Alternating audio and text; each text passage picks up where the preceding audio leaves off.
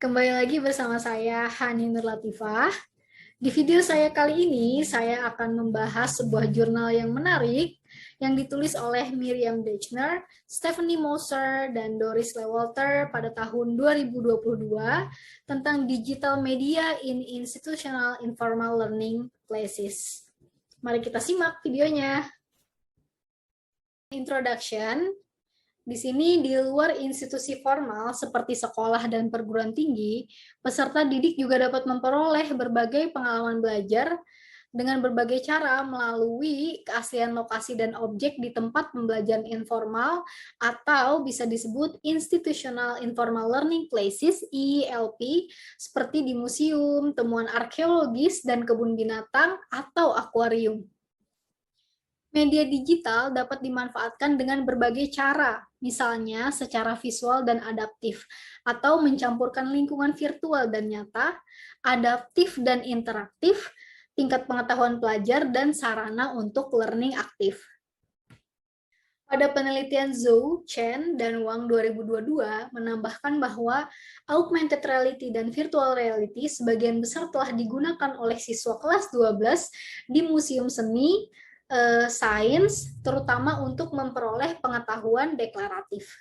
Selanjutnya di theoretical background, yang pertama ini ada tempat belajar informal dan pembelajaran informal. Pada penelitian Zerkowski 2016, Meyers et al. 2013, pembelajaran informal itu terjadi relatif dalam lingkungan yang tidak terstruktur dan tidak terorganisir. Kebanyakan ada di luar kelas formal dan tidak memiliki tujuan dalam gelar belajar. Nah, IILP menawarkan pengalaman belajar yang berbeda dari lingkungan pendidikan formal seperti museum, kebun binatang, akuarium, atau pusat sains. Yang kedua adalah media digital untuk mendukung pembelajaran informal. Terdapat dua peran media digital dapat digambarkan pada konteks ini. Di satu sisi, media digital dapat berfungsi untuk melengkapi pengalaman dengan menghadirkan prinsip yang kompleks melalui animasi pada layar. Nah, di sisi lain, media digital itu sendiri dapat berfungsi untuk memberikan wawasan yang otentik. Yang ketiga adalah fungsi dan penggunaan media digital di tempat belajar informal institusional. Pada penelitian Kamskulte et al. 2019 mengatakan bahwa media itu digunakan sebagai satu, alat informasi dan presentasi, diikuti oleh media untuk dua, merancang tugas belajar, dan media sebagai alat dan peralatan kerja. Pada jurnal kali ini terdapat 3 pertanyaan penelitian. Yang pertama, apa karakteristik umum dari media digital yang diperiksa dalam IILP? Yang kedua, apa fungsi media digital yang diperiksa dalam IILP yang relevan untuk pembelajaran? Dan ketiga, hasil belajar apa yang diukur yang berkaitan dengan pembelajaran informal dengan media digital di IILP dalam studi yang diteliti. Selanjutnya kita beralih ke metode.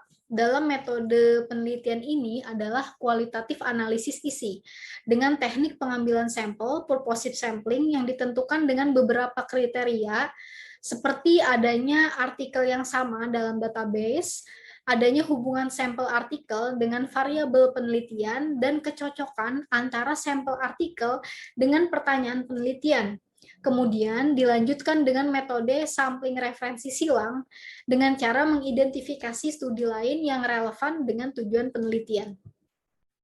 Pada bagian results, hasil yang pertama kita bisa lihat di tabel berikut, ada dua kategori. Yang pertama perangkat keras dan perangkat lunak. Di sini pada perangkat keras, kombinasi yang sering digunakan adalah kamera dengan tablet atau komputer, sedangkan pada perangkat lunak, kombinasi yang sering digunakan adalah teks dan gambar dengan video atau audio atau foto. Pada hasil pertanyaan kedua menunjukkan bahwa 6 alat hanya menawarkan satu fungsi, 11 alat menawarkan 2 fungsi, 4 alat menawarkan 3 fungsi, 3 alat menawarkan 4 fungsi, dan 2 alat menawarkan 5 fungsi. Di sini tidak ada alat yang menawarkan ke-6 fungsi. Pada hasil pertanyaan ketiga, di sini terdapat hasil kognitif, motivasi, dan hasil yang terkait dengan kolaborasi dan interaksi. Kita lanjutkan di sini pada bagian discussion. Yang pertama itu adalah karakteristik umum media digital di tempat belajar informal. Apa aja sih karakteristiknya? Itu yang pertama, media digital stasioner digunakan hampir sesering media seluler. Ada juga visualisasi AR, sebagian besar digunakan sebagai visualisasi dinamis atau instruksional. Digunakan juga avatar 2D dan 3D. Nah, pada studi Hamedy et al. 2020, dia menggunakan Microsoft HoloLens untuk memberikan pengalaman museum yang unik kepada pengunjung. Panduan virtual dan talk show menggunakan video, gambar, dan barang antik dipindai menggunakan 3D. Selanjutnya, pada fungsi media digital di tempat pembelajaran informal yang relevan untuk pembelajaran, fungsi paling umum adalah penyediaan informasi dan tugas. Selanjutnya ada instruksi kerja singkat seperti coba untuk menyelesaikan sirkuit dan instruksi kerja penuh untuk memandu eksplorasi museum. Dan yang terakhir ada dokumentasi dan pemrosesan untuk mengambil foto dan menyimpan catatan. Selanjutnya ada hasil terukur terkait pembelajaran informal dengan media digital di tempat belajar informal. Nah, evaluasi studi yang diulas itu menunjukkan penggunaan media digital di tempat belajar informal memiliki efek positif secara keseluruhan pada pembelajaran informal, terutama pada pengetahuan, motivasi, dan keterlibatan. Berikut adalah video salah satu museum yang mempresentasikan pameran zaman baru dengan menggabungkan desain berkualitas dan teknologi inovatif. Nah, di video ini berbagai media digital itu dikombinasikan secara interaktif dan imersif untuk mendefinisikan kembali pengalaman museum yang mencerminkan harapan dunia interaktif. Sampailah kita pada bagian conclusions di jurnal ini. Pertanyaan penelitian pertama bertujuan untuk mengidentifikasi karakteristik umum media digital yang diteliti di tempat belajar informal. Dalam beberapa tahun terakhir, desain alat media digital itu menjadi lebih kompleks seperti animasi 3D. Nah, pada 3 tahun terakhir, alat media terutama digunakan dalam bentuk portable. Pada perkembangan teknis yang sedang berlangsung di sektor smartphone, ini masih harus dilihat apakah tren akan berlanjut atau apakah media digital stasioner juga akan digunakan lebih lanjut. Mengenai fungsi alat media digital dalam studi yang diulas, itu ditemukan bahwa mereka memberikan informasi dan tugas. Selanjutnya, berkenaan dengan hasil yang dilaporkan dalam studi yang ditinjau, media digital telah terbukti mempromosikan dan mendukung proses pembelajaran informal dalam hal motivasi dan kognitif. Hal ini terlihat dalam perolehan minat pengetahuan serta kolaborasi dan interaksi sosial. Pada bagian ini, saya akan sharing berbagai media pembelajaran yang telah saya pelajari pada semester ini. Yang pertama, Padlet. Nah, adalah sebuah aplikasi yang memungkinkan para pengguna untuk berkolaborasi dalam bentuk teks, foto, tautan, lokasi, atau konten lainnya. Selanjutnya, pada media pembelajaran ada Learning Management System atau LMS, perangkat lunak yang dirancang untuk membuat, mendistribusikan, dan mengatur penyampaian materi pembelajaran. Biasanya, LMS ini bisa berbasis aplikasi dan platform web yang memudahkan dosen dalam merencanakan proses belajar online dan memudahkan mahasiswa untuk mengakses konten perkuliahan dari mana saja dan kapan saja. Saya juga mempelajari berbagai video pembelajaran sampai berkesempatan untuk datang ke Academic Production House-nya UGM. Pembuatan konten pembelajaran itu dihasilkan dari UGM Channel seperti podcast, talk show, narasi interaktif video pembelajaran, interview, dan UGM Talks.